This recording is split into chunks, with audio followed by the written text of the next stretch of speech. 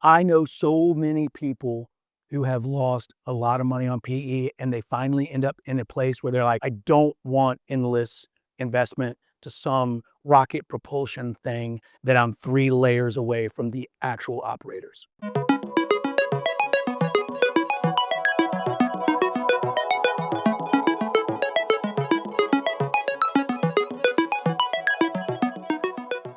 So the company started a couple years ago, and you're in this hyper growth mode.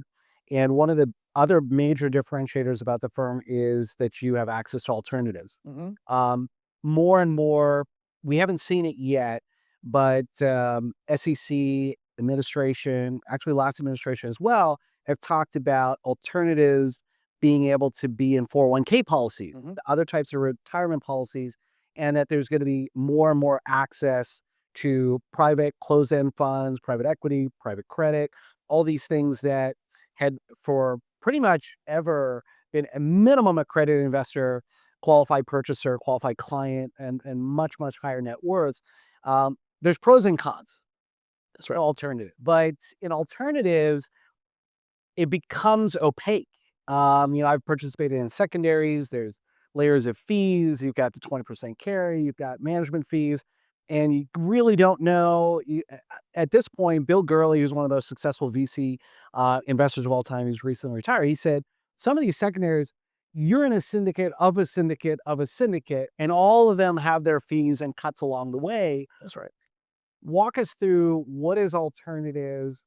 I know there's an advantage. It seems like it's a better return, but even Warren Buffett has had that bet forever where it's like, you bet on hedge funds and I'll bet on the S&P and I bet you the S&P is going to win. And he's always won. Yeah. And now I do think that alternatives is a power law, meaning a small select group of alternatives are going to be incredibly successful, and then a lot of them are going to be terrible. So when you average them out, you don't get really great returns. But how do you go through the selection process of alternatives? How do you think about alternatives as an uncorrelated asset to a lot of the equity markets and what we see in the volatility? Maybe we bet all on Google and it works out, but if it's not, we can lose everything as well. So walk us through kind of that perspective. Yes. I think about alternatives the way I think about the state of Florida. If someone calls you and said, hey, Jenny, let's go to Florida.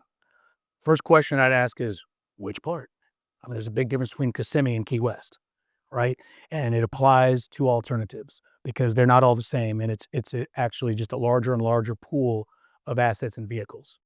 Uh, I'd be interested. You may say, "Here's my 2 cents on it," and one of the reasons we're such big fans at Exit Wealth with Hive and our partnership with you guys because there is a level of transparency. There is a 36-month lockup, correct? I have my math right? Okay. Um, and you have targeted returns and you have a track record, which yours is very, very impressive. And I happen to know you guys. So those check the box for us. What I'm about to say, I really want y'all to hear because it's not an absolute, but it's just someone who's seen it before, and I'm curious your opinion too. For I'd be really hesitant at this point in my life, to put my dollars into never-ending PE. I've been burned, you've been burned, there's no doubt, right? And there's just the accountability is really hard to get your arms around. Now can you hit a home run? Can you get a 10 bagger or a 100 bagger on PE? Maybe, and maybe you did, buddy. But I know so many people who have lost a lot of money on PE and they finally end up in a place where they're like, I'll do alternatives. I don't want endless investment to some rocket propulsion thing that I'm 3 layers away from the actual operators. I wouldn't get into that. It's actually a compliment to y'all because when we are selling our basket of alternatives, Ted and I, my co-founder and I, have personally vetted each and every one. And to your point, closely, I can find Michael. I know how to get to him pretty quick. And so, um, but they're great, right? It's a personal relationship. And that really matters because when I'm talking to a client who's really nervous and $100,000 is a ton of money to almost anybody, certainly a lot of our people, and they're like, Justin, I mean, really, do you recommend it? And I said, well, look, I have my money in it. They've never missed their return. And I know these guys. I know where their office is. Okay, you got them. but I'm not gonna push some Canadian thing that, like I said, is I have you been burned on PE? So I follow a very similar philosophy. I'm actually shocked at myself that I don't participate in a lot of funds. I do a lot of alternatives, but I don't actually invest in VC funds, private equity funds, private credit funds. I don't have any of the name brand stuff. We talk about in my investing wealth management class. I've got the safe bucket, growth bucket, speculative bucket. Safe bucket, pretty much ETFs, boring stuff. Maybe if the entire United States goes bankrupt, then I got big problems. But other than that, it's pretty safe. But when I go through PE, when I look at VC funds and the top managers, I'm not saying that I'm better than them. But what I've learned and I've taught to other, even I remember my sister and brother, they asked me early on, how should I invest? We have 401k, we got these investments and stuff like that. I said, so what do you do for a living? Well, you're a doctor. I'm the failure in the family. Just middle child, not a doctor. They're both doctors. I'm both married to doctors. And I'm sure their kids are going to be doctors too. We'll see what happens when all the robots come. Uh, but I said, what do you do? So you're in medicine. So what do you do? So you see scripts. Okay, that's all you need. Forget about everything else. Mine is a safe bucket. Pharmaceuticals. You know what people are writing scripts for. You know how often it's being issued. I said, forget about everything else. Your edge above everybody else is that you specifically have context about something and you see it every single day.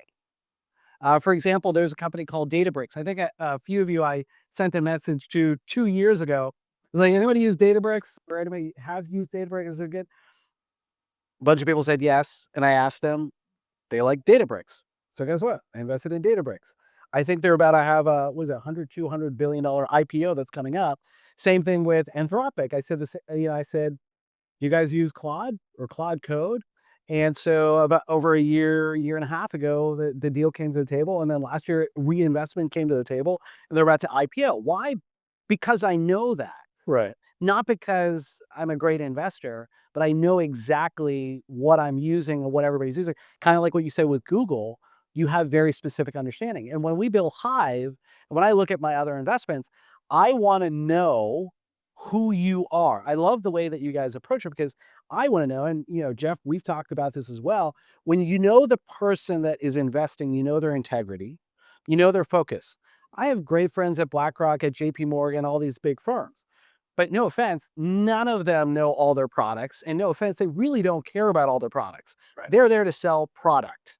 And BlackRock is, I don't know how many, 10 trillion, $20 trillion, and 14 trillion, sorry, 14 trillion assets. Do they honestly really care about every single individual fund? No. It's rolling the dice. Maybe it works today, maybe it doesn't work tomorrow. But I do know if I am talking to you and I know your values, your ethics, and how you behave, and even Jeff taught me this one at a golf course. If I see how you behave when you hit a bad shot, and I see your temperament, then I know how you're going to translate that into the real world. So I would agree with you 100%.